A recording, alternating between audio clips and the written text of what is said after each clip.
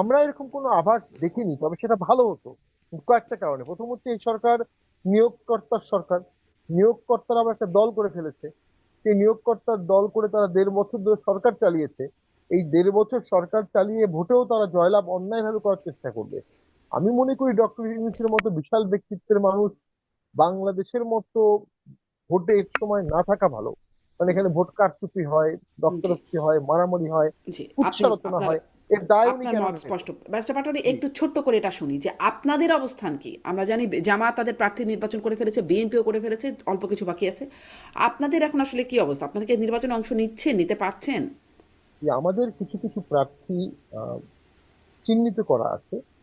আমরা যদি সুষ্ঠু ভোটের আশ্বাস পাই, লেভেল প্লেইং ফিল্ড দেখি, ভোটের পরিবেশ ভালো দেখি, আইন শৃঙ্খলা পরিবেশ ভালো দেখি, আমরা ভোটে যাওয়ার জন্য প্রস্তুত।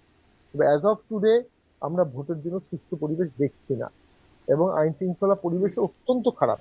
এত তার ভঙ্গুর মানে যদি এই সাজাই। পরিস্থিতি থাকে আপনারা নির্বাচনে অংশ নিচ্ছেন না? না, আমরা এই পরিস্থিতি উন্নত উন্নত না হলে আমরা অবশ্যই নির্বাচনে অংশগ্রহণ করা না করা একই ব্যাপার ঘটবে।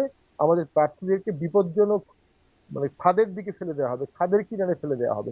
ইনফ্যাক্ট আইআরএও বলেছে যে বাংলাদেশের কন্ডিশন তো ফ্রাজাইল, হুম। ভঙ্গুর, এই নাজুক, এই নাজুক পরিস্থিতি থেকে একটা শক্ত রাষ্ট্র কাঠামো, সরকার কাঠামো, প্রশাসনিক কাঠামো, আইন কাঠামো সরকার তো করতে পারলো না, করতে চাইলো না।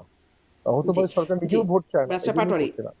ধন্যবাদ আপনাকে। মানে এই অবস্থা থাকলে নির্বাচনে অংশগ্রহণ করা না করা একই কথা। অতএব আপনাদের নির্বাচনে অংশগ্রহণ করার ব্যাপারে এখন মানে এই অবস্থা থাকলে পজিটিভ বার্তা দেখছি না। আপনি আপনার কথা অনুযায়ী যা বুঝলাম। নীলোফার চৌধুরী, মানে আপনার কাছ থেকে একটু ওই আইআরআই প্রসঙ্গ আনলেন ব্যারিস্টার পাটোয়ারি।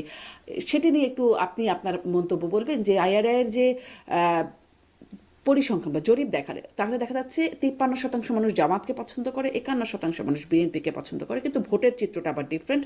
ভোটে বলছে 30% মানুষ বিএনপিকে ভোট দিতে চায় এবং 26% মানুষ জামাতকে ভোট দিতে চায়, কিন্তু জামাত যাদের সাথে জোট করছে ইসলামী আন্দোলন তাদেরকে আবার 4% ভোট দিতে চায়, তাহলে 30 হয়ে যায়, তারাও 30-30 একরকম সমান সমান হয়ে যায়। আপনি আসলে এই এই জরিপকে আপনাদের কাছে কিরকম মনে হচ্ছে? বিএনপি এই জন্য অন্য কারোর সাথে জোটের কথা ভাবছে কিনা?